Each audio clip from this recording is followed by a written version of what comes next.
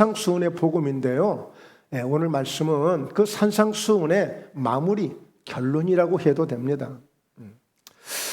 자, 무엇보다 중요한 것은 우리가 예수를 믿는 것, 교회를 다니는 것, 봉사하는 것, 충성하는 것, 모든 게 다 중요한 것입니다. 하나하나 놓칠 수 없는 거죠. 빼놓을 수 없는 것들이죠. 그런데 그 가운데서 정말 중요한 것은 우리가 끝까지 속지 말고 가짜에 당하지 말고 믿음을 잘 지켜서 열매를 맺어서 결국에 우리가 구원을 받고 천국에 들어가는 것이 가장 소중한 것임을 교훈하고 있어요. 근데 그것을 교훈하기 위해서 예수님은 비유를 쓰셨는데 그 비유 가운데 거짓 선지자들을 말씀해 주고 있고 바로 좋은 나무, 못된 나무를 말씀해 주고 있고 또 그리고 누구든지 주여 주여 하는 자마다 천국에 들어갈 것이 아니라고 하는 것을 말씀하시면서 불법을 행하는 자들에게서 떠나라고 그랬어요. 그래서 이런 말씀들을 좀 우리가 조화 있게 잘 이해를 하면서 우리가 말씀의 은혜를 함께 받아야 되겠습니다. 자, 가을이죠. 수확을 많이 거두는 시기 있잖아요. 네, 추수를 하는 시기 있잖아요. 저는 지난주에 남원에 가서 저녁 집회를 하고 또 수원에 가서 노예를 하고 이렇게 한 바퀴 이렇게 돌고 온 거예요. 다니다 보니까 아주 들판이 그냥 누렇게 아주 그냥 그 황금색을 띄우는 그 황금 물결이 이렇게 막 물결치는 것 같은데 제게 아니거든요. 저하고 아무 관계가 없는 그 논들이고 밭들인데 근데 내 것처럼 그렇게 배가 부르고 참 좋더라고요. 보는 것만으로도 너무 뿌듯하고 좋더라고요. 야, 이게 열매가 주는 기쁨. 수확을 거두고 그 추수를 하는 그 기쁨이 얼마나 클까를 생각해 보니까 자, 오늘 우리 신앙에도 열매가 중요하다는 것을 말씀해 주고 있어요. 그 열매가 중요하다는 것. 왜? 열매를 보면 그들을 알게 되는 거예요. 그 열매를 보면서 저 농부들이 얼마나 수고를 했을까? 그동안 얼마나 애를 썼을까? 그리고 저것을 거두는 저 수확하는 기쁨은 얼마나 클까? 그 열매를 보면 면면이 다 지난 그 세월들, 지난 시간들이 그냥 눈에 선해지더라고요. 그러니까 우리의 신앙도 마찬가지예요. 우리 신앙의 그 열매를 보면 지난 날들 얼마나 애를 쓰면서 여기까지 왔을까? 이렇게 세우기까지 얼마나 눈물을 흘렸을까? 저는 지난주 남원중앙교회 그 저녁 예배를 인도하면서 그 교회 담임으로 오신 목사님은 이미 2000년도에 저를 만나서 그 해에 전도사로 오게 되었고 바로 이어서 2년 후에 결혼을 했고 성전을 건축하고 결혼을 했고 또 그리고 목사 안수를 받고 저하고 10년 동안 같이 함께 동역자의 관계로 우리 부목사님으로 이렇게 사역을 했고 그리고 그때 그 헤어지는 가운데 좀 안타깝게도 정말 눈물의 헤어짐이 있었어요. 어쩌면 그곳에 제가 떠나지 않았더라면 뭐 지금까지도 같이 있었을지 모르겠어요. 하여튼 그 정도로 10년 동안 함께 있으면서 단 한 번도 트러블이 없었어요. 제가 그 부목사님 때문에 뭐 신경을 쓸 일이 없었어요. 뭐 제가 저 목사님이 예를 들어서 뭐 성도들하고 아니면 저 개인적으로 뭔가를 뭐 욕심을 내고 일체 그럴 염려를 저에게 주지 않았어요. 그렇게 든든하고 정말 평안하게 정말 그렇게 사역을 같이 했던 그런 친구예요. 그런데 그 목사님을 보면서 결국에 저하고 헤어진 이후에 다시 이제 좀 큰 교회 가서 부목사 생활을 계속 하다가 2년 전에 남원중앙교회에 청빙을 받은 거예요. 그 청빙을 받는 과정을 보니까 그곳에 지원을 해가지고 5명의 목사님들이 성도들의 그 어떤 결정을 이렇게 얻게 된 거죠. 근데 보니까 그 5명 중에서 아주 그냥 뭐 전폭적으로 아주 그냥 그렇게 지지를 받아가지고 담임이 되어서 목회를 참 지금 아주 신바람 나게 잘 하고 있는데 저는 그 모습을 보면서 여러분 저희가 경기도에서 좋은 교회라는 이름으로 함께 그렇게 목회를 했거든요. 이번에도 그 목사님이 그래요. 목사님 그때 한참 목사님 그 함께 그곳에서 사역할 때 그때 그 은혜가 그 놀라운 성령의 역사들이 지금 어디를 가도 그 은혜를 쉽게 찾기가 어려운 것 같습니다. 예, 참 뜨거웠습니다. 어쨌든 하여튼. 예, 많은 역사도 있었고. 하여튼 뭐 그건 그렇고요. 그런데 중요한 것은 정말 하나님만 보고 가는 종이었어요. 참 성실했어요. 예, 뭐 좌우로 치우치는 뭐 그런 어떤 뭐 복잡한 게 없던 친구예요. 그러니까요, 하나님이 정말 인도에 가시는데 그렇게 좋은 교회로 400명 이상 출석하는 그 교회로 시무 장로님이 11분이나 계시는 그 교회로 이렇게 담임 목사로 청빙을 해서 하나님이 세우시고 써가시는 그 모습을 보면서 제가 할 말을 잃었습니다. 그저 하나님이 이렇게 하셨구나. 그래서 방명록에 목사님 사인 좀 하고 가라고 그래서 제가 다른 말 쓰지 않았어요. 하나님이 하셨군요. 하나님이 하셨습니다. 라고만 했어요. 그래서 정말 우리가 이 좋은 나무는 우리 예수님께서 무슨 뭐 나무를 뭐 설명하려고 하신 게 아니에요. 어떻게 나무를 심어야 되고 나무를 어떻게 자라게 해야 되는지 그 나무를 설명하려고 하시는 게 아니라 곧 선지자를 얘기하고 곧 성도를 얘기하는데 그 나무는 우리를 가리키는 거예요. 나를 가리키는 거예요. 그런데 그 나무가 좋은 나무가 있고 못된 나무가 있다는 거예요. 주님이 보실 때. 근데 보니까 좋은 나무는 아름다운 열매를 맺을 수밖에 없고 못된 나무는 아무리 힘쓰고 애써도 아름다운 열매를 맺을 수가 없다는 거예요. 그러니까 근본적으로 우리가 좋은 나무와 같은 그런 성도가 되기를 바라는 거죠. 예수님 말씀하시는 것은. 예수님의 취지는 그거예요. 지금.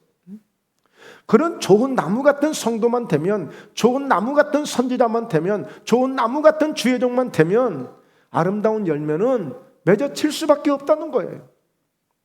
자, 그런 어떤 중심을 가지고 함께 우리가 말씀의 은혜를 나눠보겠습니다.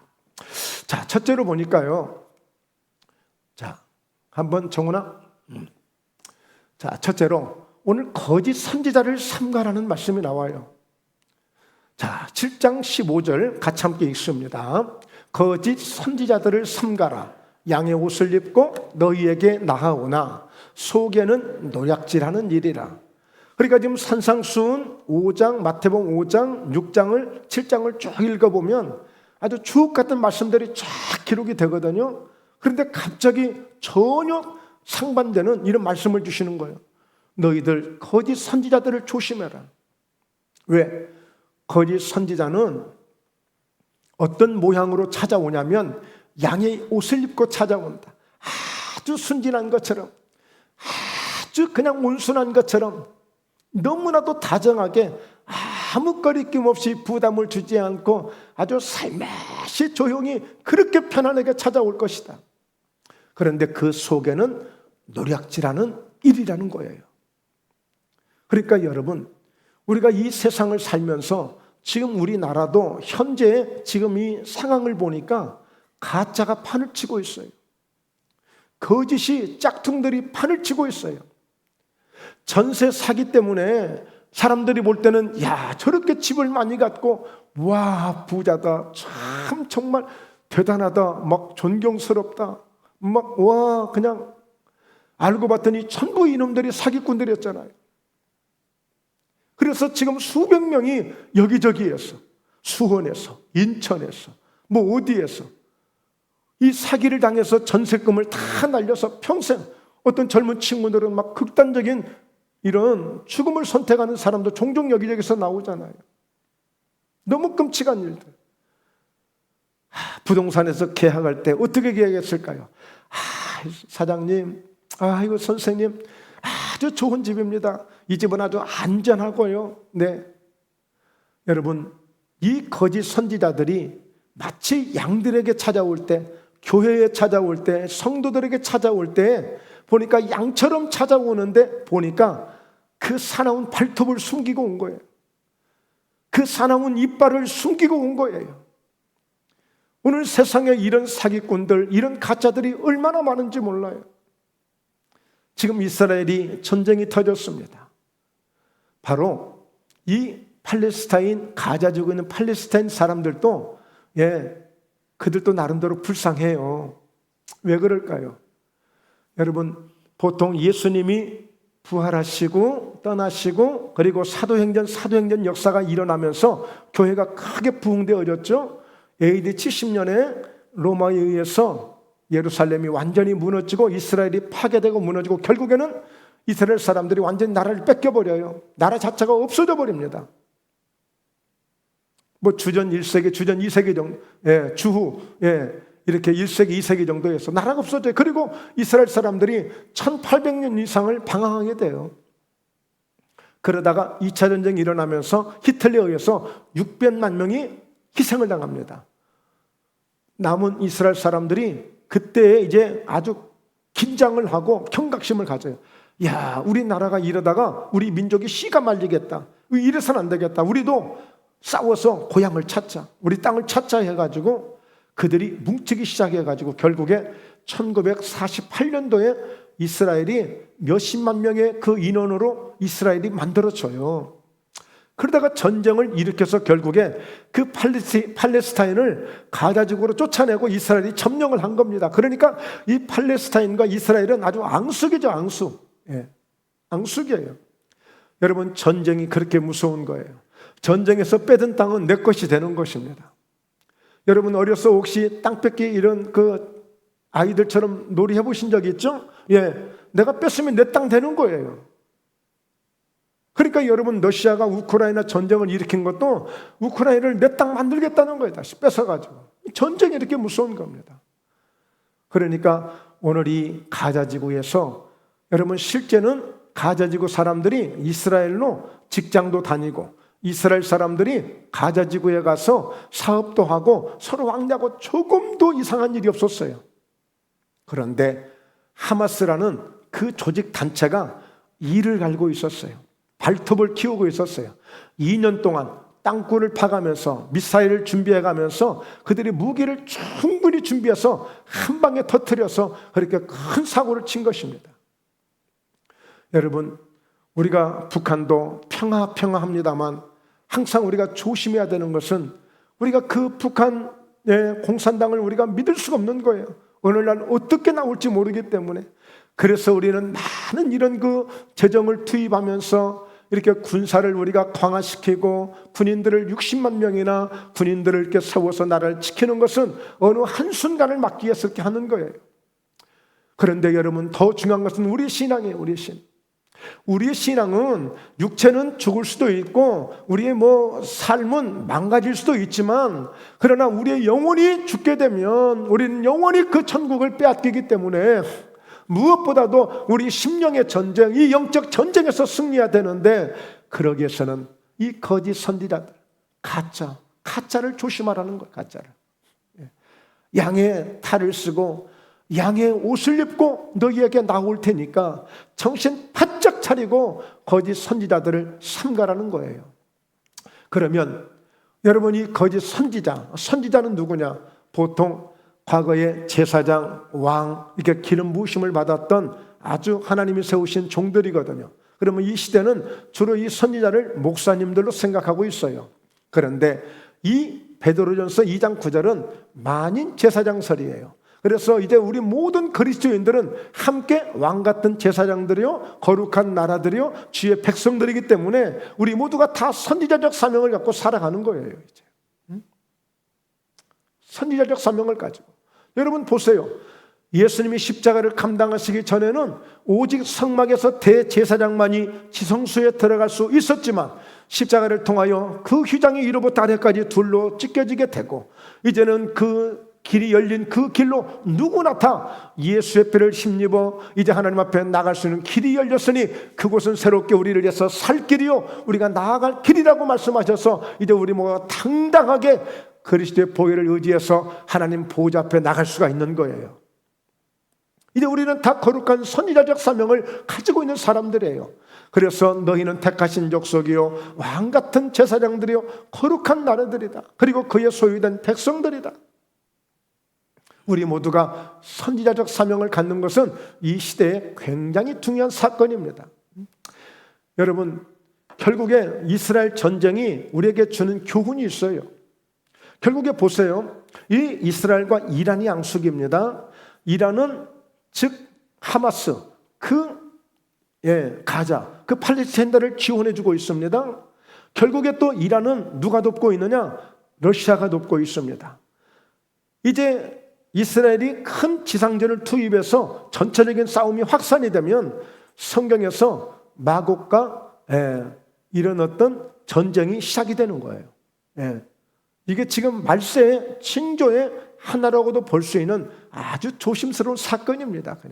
그냥 우리와 상관없는 전쟁이 일어나는구나. 지금 그게 아니라니까. 성경의 일들이 지금 일어나고 있어요. 그래서 오늘 우리는 지금 이 시대를 정말 마지막 시대다 생각하고 우리 신앙을 잘 돌보며 점검하면서 오늘 말씀들을 통해서 우리가 소중한 믿음의 열매, 은혜의 열매를 꼭 가질 수 있는 그런 우리 모두가 되어야 될 줄로 믿습니다. 여러분, 고린도전서 4장 15절입니다. 그리스도 안에서 일만 스승이 있으되 아버지는 많지 아니하니 그리스도 예수 안에서 내가 복음으로서 너희를 나갔습니다. 그러니까 거짓 선지자들을 삼가라 그랬어요. 그러니까 결국에 뭐냐면 거짓 선지자들은 와서 성도들을 막 죽이고 막 도적질하고 빼앗고 이런 강도가 아니에요. 신앙을 빼앗아 가는 거예요. 믿음을 빼앗아 가는 거예요. 그리고 자기 사리사욕을 채우는 거예요. 자기 욕심을 채우는 거예요. 이게 누굽니까? 대표적으로 이단들이에요. 이단들을 보세요. 이단이 처음부터 이렇게 왕성했던 게 아니에요. 하나 둘씩 시작했던 그들이 언젠가 교주가 되고 교주가 되면서 그렇게 세력이 커지면서 큰 이단 세력이 되어진 거예요. 다 여러분 이단에 넘어간 사람들이 보면 기성교회에서 기성세대들이 다 빠져나간 거예요. 그들은 공격 대상이 새로운 신자, 처음 믿는 사람, 이런 사람 아니에요. 거의 90%가 다 믿는 사람들을 상대로 교회 있는 집들을 찾아다닌단 말이에요. 얼마 전에 저희 집에 분명히 목포예담교회 교회가 있는데 여호와 증인이 찾아온 거예요. 혼났죠. 뭐 어떻게 믿는 사람들이 뭐 이렇게 혼내키고 뭐 욕을 하냐고 그러는데 내가 나중에 길에서 만났어. 이리 와보시라고. 어찌 감히 교회가 붙어있는 집을 함부로 찾아옵니까? 당신들이 예수하고 조금이라도 1%라도 상관이 있으면 내가 말을 안 하겠어. 예수와 전혀 상관도 없는 인간들이 어떻게 감히 예수 믿는 사람들을 뭐 성경 공부하다 이렇게 말할 수 있느냐고. 당신들 구원받지 못하잖아. 예수와 아무 상관도 없는 사람들이. 여러분 요한 2서 7장 7절에 보면 그들은 미혹하는 자고 그들은 적그리스도고 예수 그리스도가 육체로 오심을 부인하는 자인데 그들을 적그리스도라고 말씀하고 있어요. 여러분 여호와 증인, 신천지, 예수와 아무 상관도 없는 사람들이에요. 다만 그들은 예수를 팔아먹을 뿐이에요. 예수를 이용할 뿐이지 그들에게는 절대 예수의 복음이 없습니다. 말 상대도 할 필요가 없어요. 불쌍한 사람들이에요. 그러니까 오늘 이 거짓 선지자들은 바로 이들처럼 찾아오는 거예요. 아주 정갈하게 입고 아주 온순하게 말하고 뭐 천사처럼 보이기도 하고 어떤 사람은 그래요. 뭐 그런 사람들이 뭐 좋아 보인대요. 예수 믿는다면서도 그런 소리 하는 사람이 있더라고. 그게 다 속는 것입니다. 그게 다 속는 거예요. 그래서 우리는 또 그런 걸 보면서 우리가 더 멋지게 하고 다녀야 돼요. 우리가 더 예쁘게 하고 다녀야 돼요. 우리가 더 성경으로 더 무장을 해야 돼요, 사실은. 자, 보세요. 오늘 바울이 이런 고백을 합니다. 그리스도 안에서 일만 스승이 있어. 많은 선생들이 있어. 가르치는 사람들이 있어. 그런데 아버지는 많지 않다는 거예요. 아비의 심정. 정말 성도의 아픔을 내 아픔처럼 여기고 목사님의 그 어떤 수고를 내 수고처럼 여기고 뭔가 영혼을 내 아픔처럼 나처럼 내 생각처럼 내 마음처럼 이렇게 주고 나눌 수 있는 그런 마음을 가져야 되는데 아비가 없는 거예요. 아비가 없어. 아비는 어때요? 자식이 좀 잘못해도 다 감싸주잖아요. 모른 척하잖아요. 그냥 마음에 품잖아요. 가슴에 품잖아요. 아비가 없다는 거예요. 그러니까 여러분 이 말씀은 무슨 말씀이에요? 진짜 참 지도자가 별로 없다는 거예요. 그런데 바울은 이렇게 고백합니다. 내가 그리스도 안에서 내가 복음으로 너희를 낳았다. 난 진정 나는 선생이 아니라 아버지 같은 사람이 되고 싶다는 거죠. 전 동감합니다. 아멘 합니다. 정말 이 말씀에 동감을 합니다. 어제요. 그저께구나.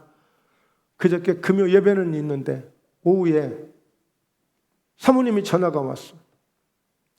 병원에 좀 몸이 좀 요즘에 좀 컨디션이 안 좋아서 좀 같이 좀 먼 길 좀 다니고 했더니 좀 몸살기가 왔나 봐요. 그래서 그날 좀 영양 보충을 한다고 좀 닌겔을 이렇게 좀 맞았는데, 아니 병원이 다 불도 끄고 퇴원해버린 거 혼자만 놔두고.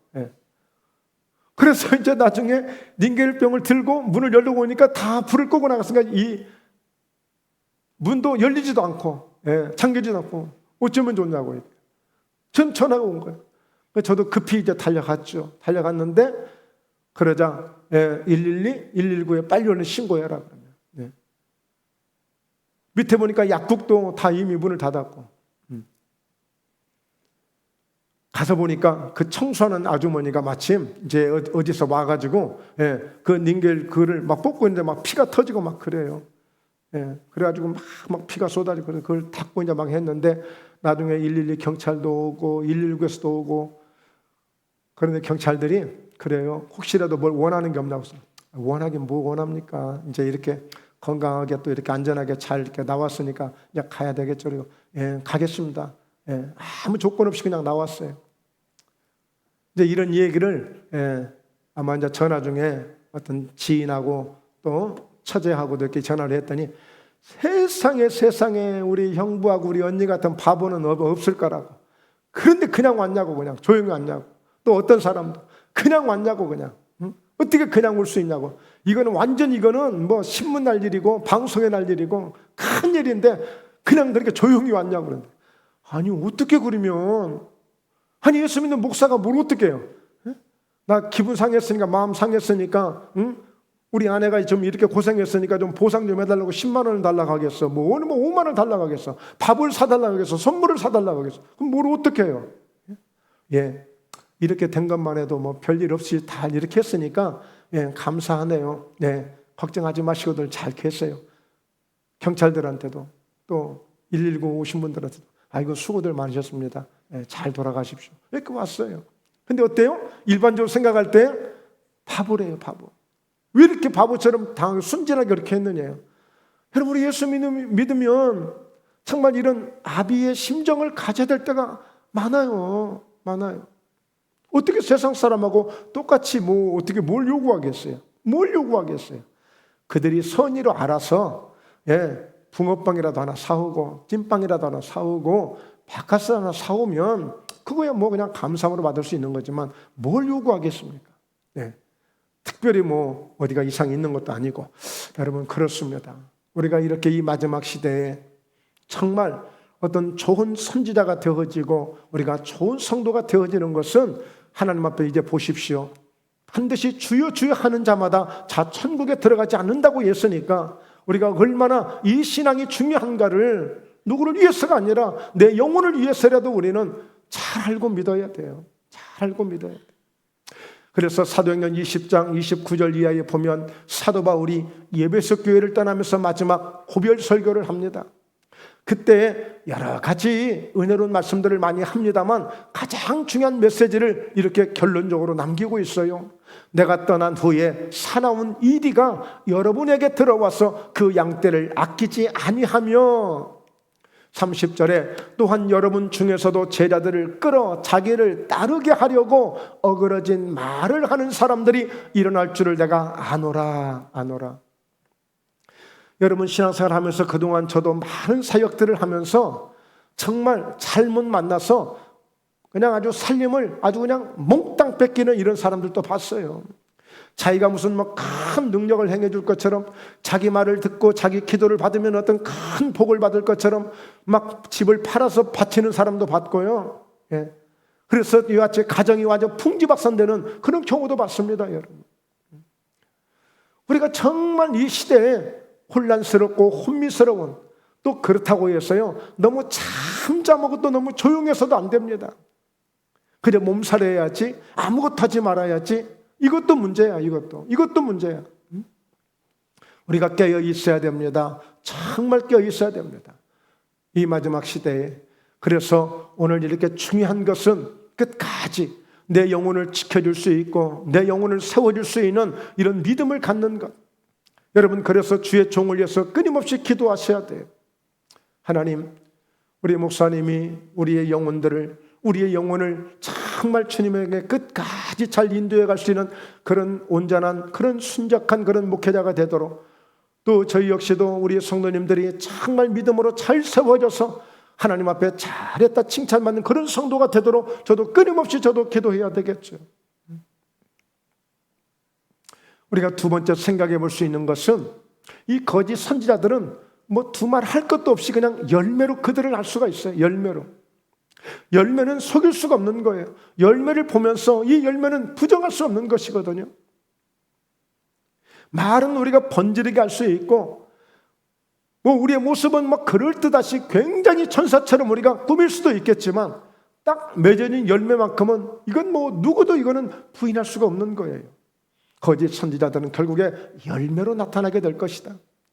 자, 그래서 마태복음 7장 16절에 보면 그들의 열매로 그들을 알지니, 그러니까 아무리 양처럼 하고 오고 아무리 양처럼 그렇게 순적하게 오지만 그냥 그들이 맺어놓은 열매를 보면 그들이 어떤 존재였는가를, 어떤 사람들이었는가를, 어떤 신앙을 가졌는가를 우리가 알 수 있다는 거예요.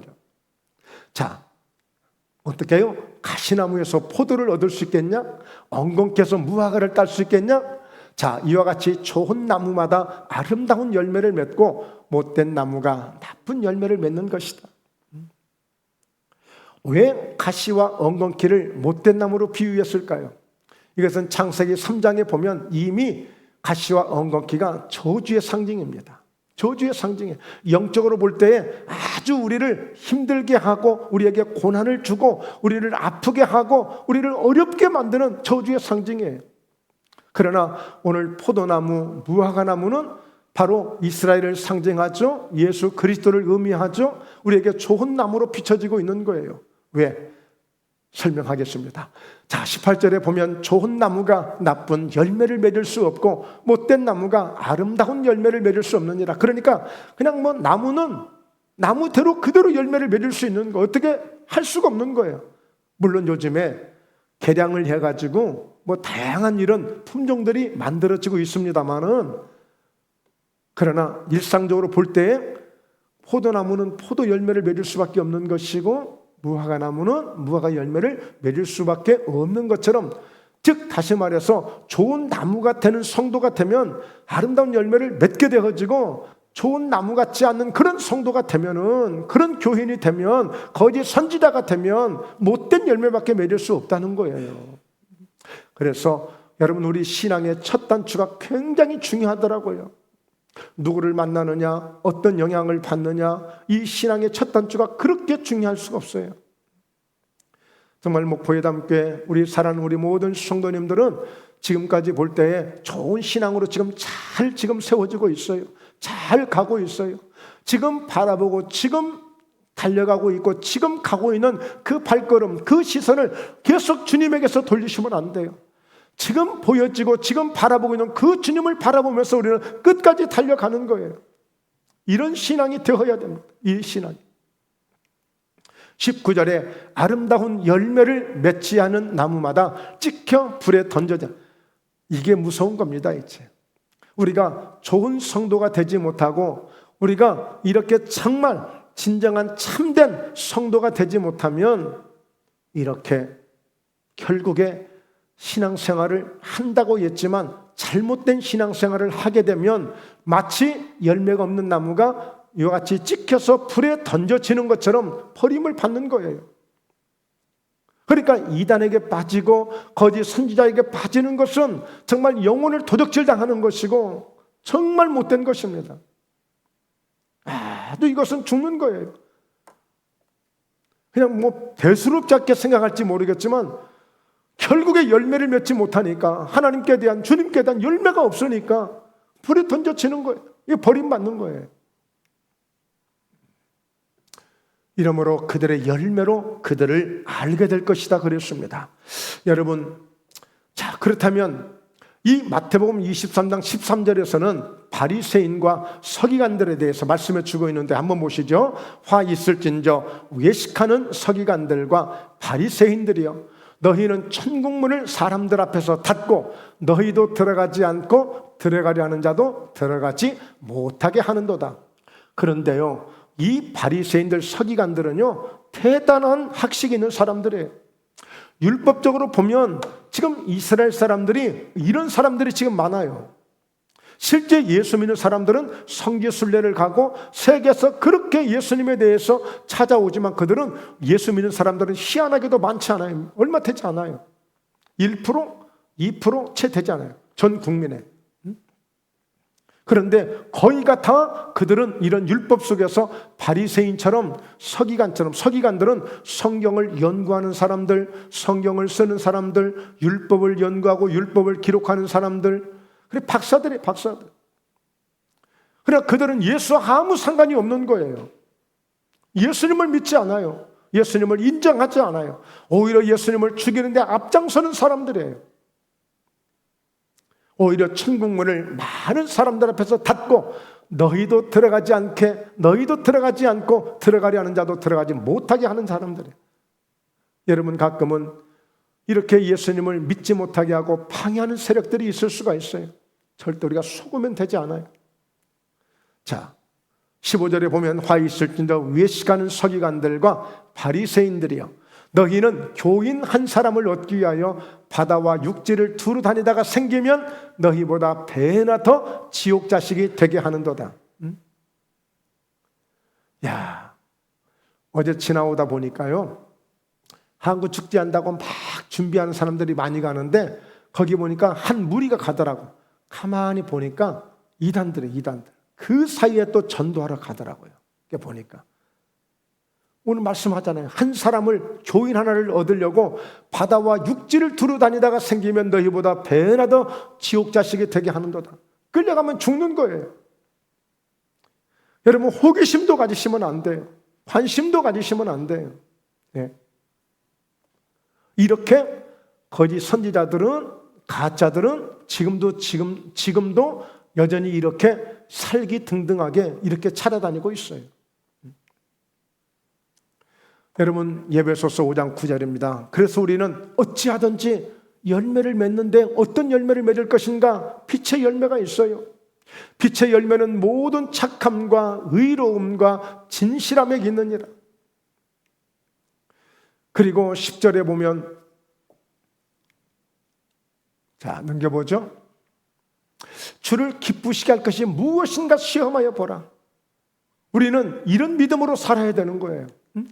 빛의 열매는 의로움과 착함에 있는 것이고 우리가 어찌하든지 주를 기쁘시게 할 것이 무엇인가를 시험하면서 야, 이렇게 하면 주님이 기쁘실까? 이렇게 하면 주님이 좋아하실까? 뭔가를 이렇게 생각하고 하는 거예요. 얼마나 예쁩니까? 얼마나 좋습니까? 자, 그러면서 너희는 열매 없는 어둠의 일에 참여하지 말고 도리어 책망하라. 어둠의 일들은 세상적인 일들이에요. 마귀가 좋아하는 일들이에요. 우리가 그래서 우리 예수 믿는 사람들은 어떤 일들을 조심해서 해야 돼. 어떤 모임도 조심해서 가야 돼. 빌립보서 1장 10절에서도 너희로 지극히 선한 것을 분별하라. 또 진실하여 허물 없이 그리스도의 날까지 이르고, 우리는 주님 앞에 가는 그날까지 진실하여 허물 없이 그리스도의 날까지 갈 수 있도록 우리가 정말 조심해야 되는 거예요. 어제도 어떤 분이 그런 연락이 왔어요. 목회를 이제 이렇게 정리하게 됐습니다. 부득이하게 좀 빠르게 일찍 이렇게 내려놓게 돼서 여간 지금 마음이 허전하고 정말 마음이 안정이 안 된다는 거죠. 그러나 어떻게? 정말 여러분 우리가 가면 갈수록 신앙이 더 중요해지는 것 같아요. 우리가 주님 앞에 설 때를 생각해야 돼요. 이제 우리에게 목표가 있고 꿈이 있다면 우리는 항상 이 천국을 소망하고 살아야 돼. 지금 사람들은 별로 관심이 없어요. 오히려 더 관광이 더 관심 있고 유원지가 더 관심이 있고 명품이 더 관심이 있고 세상의 이와 같이 명예와 그런 어떤 것들이 더 관심이 많아요. 요즘 사람들. 어제 그제 그런 뉴스가 나왔죠. 이선균이라는 영화배우가 마약에 손을 댔다는 이야기가 나왔어요. 그의 부인도 나름대로 이름 있는 배우예요. 그래서 부부가요, SKT, 저는 몰랐는데 그 기사를 보고 알았는데 SKT 이렇게 부부가 온 가족이 나와서 광고도 하고 그러더만요. 바로 잘렸습니다. 바로 잘렸어. 광고도 많고요. 예, 잘 나가던 배우인데 한순간에 구렁텅이에 떨어져 버린 거예요. 한순간에. 그러면서 지금 어떤 영화는 지금 곧 상영을 해야 되고 외국에 그런 거 작품으로 이렇게 보냈는데 그 영화는 200억을 들여서 지금 영화를 촬영해 놨대. 어떻게 이제 배우를 교체할 수도 없대. 그 영화사는 어떻게 되는 거예요? 망하는 거예요. 망하는 거예요. 여러분, 한순간 그 마약이 그 배우가 내가 볼 때는 틀림없이 누군가 슬며시 찾아온, 괜찮아, 그냥 요 한 잔만 마셔봐, 요 그냥 한 모금만 해봐, 이렇게 했을 거예요. 처음부터 그 유명한 배우에게 안 하면 죽일 거야, 내가 정말 간두지 않을 거야, 내가 총을 쏠 거야, 이래서 마약 시작하지 않았을 거예요. 슬며시 살짝 찾아온 이 마약에 그 유혹을 부리치지 못하고 그냥 그야말로 한 방에 끝난 겁니다. 지금까지 쌓아놓은 수십 년의 그 명성과 그 업적들은 어떻게 하란 말이에요. 그리고 그 자녀들은 어떻게 감당하라고. 여러분, 우리가 정말 그리스도의 날까지, 주님 앞에 서는 그날까지 우리가 허물없이 우리가 진실하게 달려가는 것은, 정말 이것은 내가 나를 꼬집어 가면서라도, 정말 나를 재촉해 가면서라도, 고린도전서 9장 35절에 바울이 고백했던 것처럼 내가 나를 져서 복종시켜 가면서 내가 주님 앞에 버림을 당할까 나를 늘 돌아보면서 달려간다고 했어요. 결국에 남는 것은 그거예요. 결국에 남는 것은 그거예요. 우리가 주님 앞에 정말 허물없이 그리스도 날까지 달려가는 것. 그러면서 11절에 예수 그리스도로 말미암아 의의 열매가 가득하여 하나님의 영광과 찬송이 되기를 원하노라. 할렐루야, 할렐루야. 예, 의의 열매가 가득하여, 우리 예수님에게서 오는 의의 열매들, 십자가를 통해서 오는 열매들, 성령을 통하여 오는 열매들, 오늘 말씀을 통하여 오는 열매들, 이런 열매들로 우리가 가득하여 결국에는 하나님 앞에 하나님의 영광과 찬송이 될 수 있는 저와 여러분이 되는 것이 우리가 가장 위대한 성공자가 될 수 있는 거예요. 비록 우리가 대통령은 못했지만, 목포시장은 못했지만, 우리는 이런 신앙으로 우리는 하나님 앞에 그들보다도 오히려 더 멋지게 하나님께 영광과 찬송이 되는 그런 은혜를 입게 될 줄로 믿습니다. 할렐루야. 셋째로, 아름다운 열매를 맺는 사람은 아버지의 뜻대로 행하는 자더라고요. 보니까. 자, 말씀을 한번 보죠.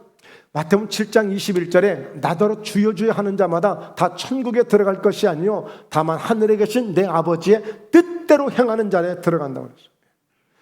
이 말씀은 지금도 정확하게 해석이 안 되고, 열이면 열, 백이면 백, 전부 아마 의견이 다르고 그 표현이 다를 수도 있어요. 생각하는 기준이 다를 수도 있어요. 그런데 저는 오늘 그냥 간단하게 그냥 말씀 그대로, 문자 그대로 그냥 받아들이자. 아버지의 뜻대로 행하는 자에 들어간다고 했으니 아버지의 뜻대로 행하는 것이 무엇인가, 이렇게 말씀을 보니까 데살로니가전서 5장 18절에 범사에 감사하라, 이것이 그리스도 예수 안에서 너희를 향하신 하나님의 뜻이니라 그랬어요. 그런데 이 말씀을 보면 12절부터 22절까지가 한 문장으로 되어 있어요. 한 문장으로.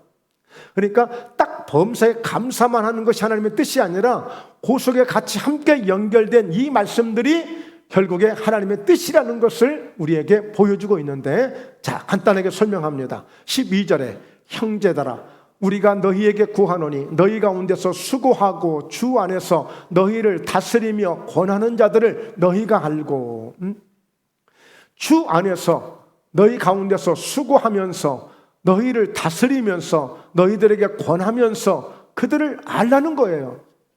지금 누가 이렇게 하고 있는 거예요? 여러분, 정말 죄송합니다. 저는 누구에게 정말 어떤 정치인이 그러대요. 나는 돈 1원 하나 사탕 하나 먹은 적이 없다고 그러는데, 저도 누구에게 원하는 거 없습니다. 예, 누구에게 원하는 거 없습니다. 저도. 예. 그러나 오늘 그래서 저는 성도님들이 절대 김택수에게 여러분들 잘하지 말고, 그냥 부족하지만 못났지만 그래도 하나님이 세우신 종이니 에이 내 마음에 안 들어도 내가 하나님 보고 내가 해야지, 그래서 그렇다고 해서 제가 뭘 막 시키고 여러분들 괴롭혀요? 예, 여러분들이 부담 줍니까? 그런 적 없잖아요. 그러나 기본적으로 이 정도는 알아야 되는 거예요. 너희 가운데서 수고하고 주 안에서 너희를 다스리며 권하는 자들을 알기는 하라는 거예요. 알긴 하라는 거예요. 자, 그러면서요 13절에 그들의 역사로 말미암아 사랑 안에서 가장 귀히 여기며 너희끼리 화목하라 그랬어. 너희끼리 화목하라. 먼저는 주의 종과 화목할 수 있어야 되고 성도와 성도가 화목할 수 있는 그런 그들의 역사로 말미암아, 목사님이 하는 사역으로 말미암아, 오늘 주의 종이 하는 사역으로 말미암아, 앞에서 인도하는 찬양 이렇게 단장이나 아니면 또 성가대장이나 아니면 또 구역장님이나 권사님들이나 완수집사님이나 하는 그들의 역사로 말미암아서 서로 화목하라는 거예요. 화목하라는 거예요. 자, 그러면서요 14절에 또 형제들아 너희를 권하노니 게으른 자들을 권계하고 마음이 약한 자들을 격려하고 힘이 없는 자들을 붙들어주며 모든 사람에게 오래 참으라. 서로 그러니까 뭐예요? 목적이 하나잖아요. 세울 수 있는 일에 세워가도록, 떨어지지 않고 세워가도록 함께 힘을 쓰라 이거예요. 그러면서 모든 사람에게 오래 참으라. 아유, 성질날 때 많잖아요. 열받을 때 많이 있잖아요. 그런 거 참여하면서 해야 되는, 그런 거 참여하면서 해야 돼요. 어떤 분이요, 최근에 지금 재판 중인데 그렇게도 금술이 좋고 부부가 그렇게도 좋았대요. 그런데 그 아내가 연세가 굉장히 많으신 분들인데 치매가 온 거예요. 그냥 자기도 모르게 그냥 그 아내를 그냥 때린 거야. 막 그렇게 좋았던 사이가, 그 치매가 오면서 그 치매 아내를 이렇게 돌보다가 그만 그 아내를 때렸는데 나중에 보니까 나가서 어디 가서 죽은 거예요. 그래서 지금 재판을 받고 있는데 보니까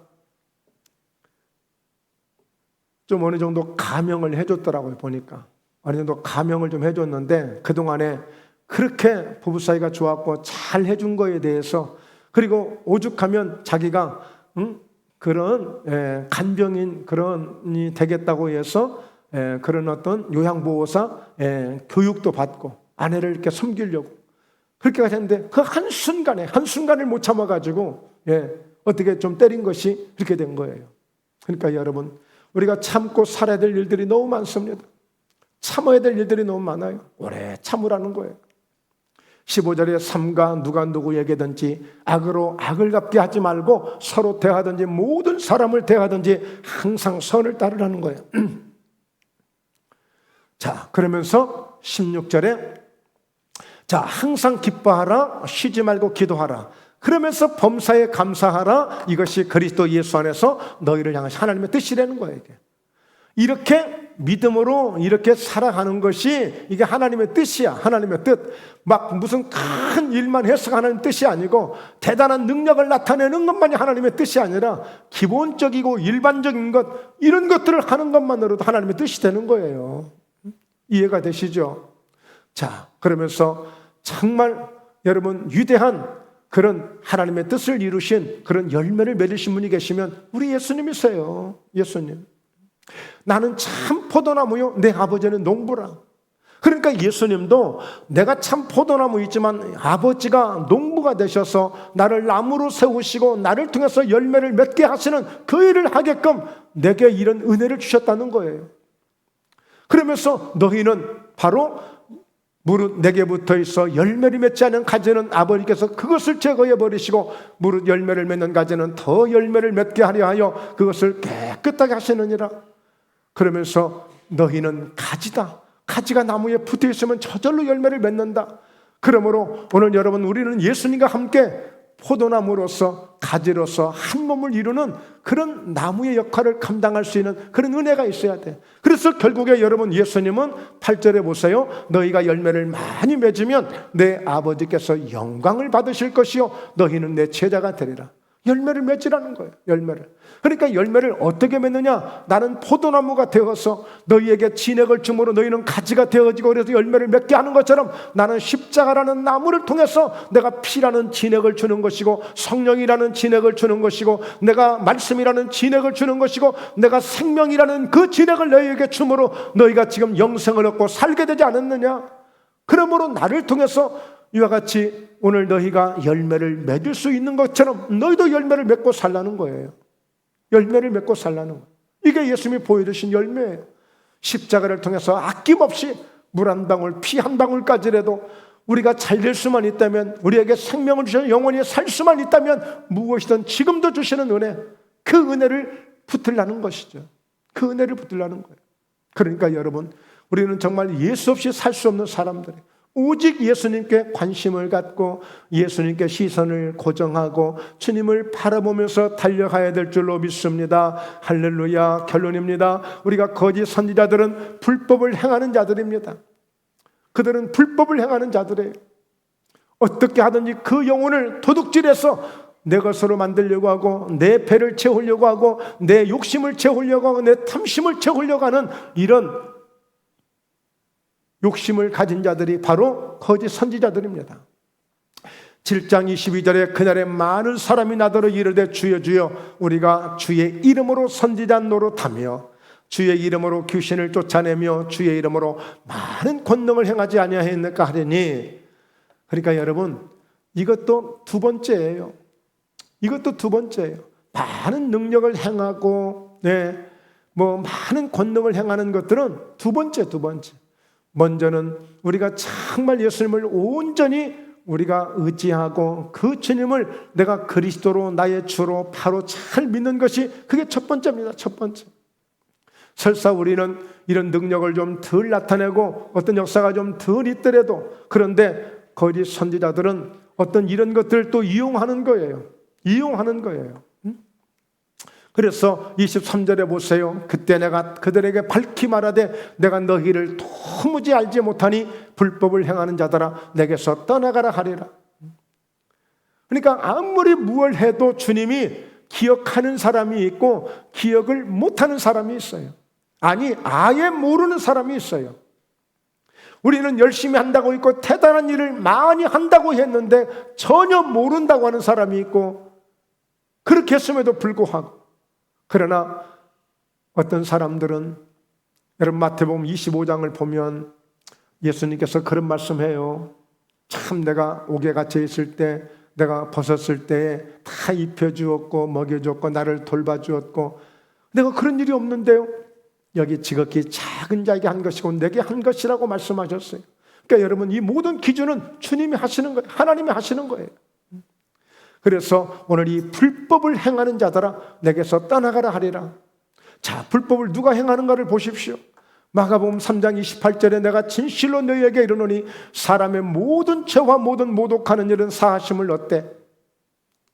여러분, 우리 예수님께 나오면 어떤 죄가 해결이 안 되겠습니까? 어떤 죄사함이 되지 않겠습니까? 그런데 예수님도 용서하지 못하는 죄가 있어요.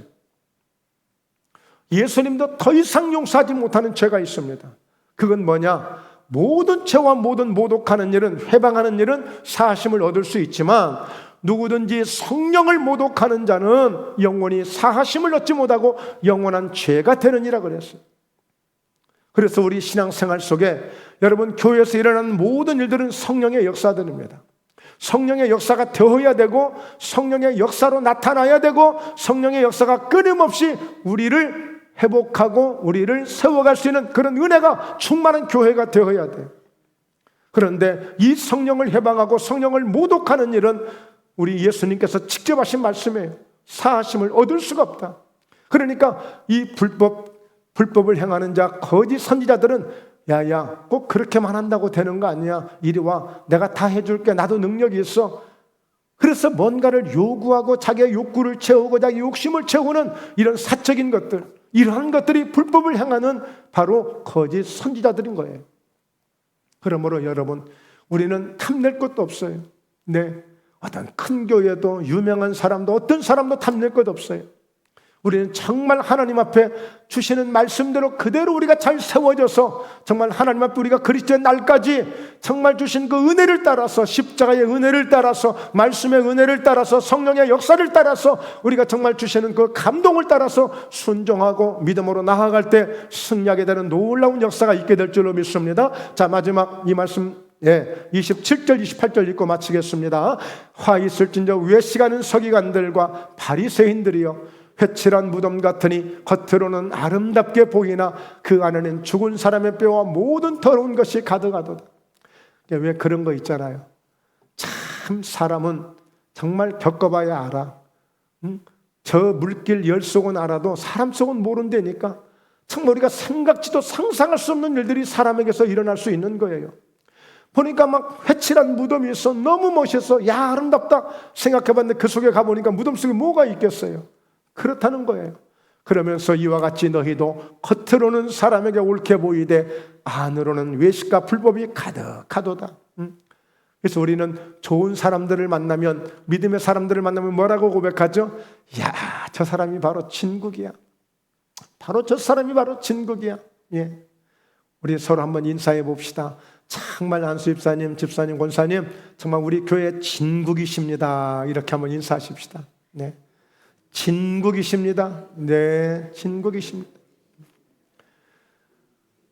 네, 기도합니다. 하나님 아버지, 정말 저희들이 이 시대적 상황을 볼 때에 정말 깨어 기도할 때이고, 정말 우리가 이 시대적 상황을 볼 때에 우리의 믿음을 정말 다시 한번 경각심을 갖고 돌아볼 때인 것을 다시 한번 깊이 묵상하면서 귀한 말씀을 우리가 함께 대하게 되었습니다. 하나님, 저희 목포회담교회가 그리스도의 날까지 이를 때까지 정말 우리의 성령 충만한 믿음으로, 말씀의 은혜가 충만한 믿음으로, 또한 더불어 늘 주님을 바라보고 주님을 의지함으로 더욱더 깨어 기도하는 믿음으로 날마다 달려갈 수 있는 교회와 우리 저희 목포회담교회 온 성도들이 될 수 있도록 그렇게 축복하시기를 원합니다. 사랑하는 성도들 가운데 오늘 영육간의 강건함을 더해 주셔서 혹여라도 이 주의가 다가옵니다. 예수 이름으로 명하노니 독감 용사가 떠나갈지어다. 코로나 세력이 일제 틈타지 못하게 될지어다. 영육간의 강건함이 날마다 달려가도 뛰어도 곤비치 않을 건강을 날마다 누리게 될지어다. 하나님 앞에 영광을 돌리고 우리가 당당하게 복음을 전할 수 있는 믿음을 갖게 하시고, 내가 만난 예수, 그 예수님으로 날마다 승리할 수 있는 귀한 믿음만 될 수 있도록 축복하여 주시옵소서. 감사하신 예수님의 이름으로 기도드리옵나이다. 아멘.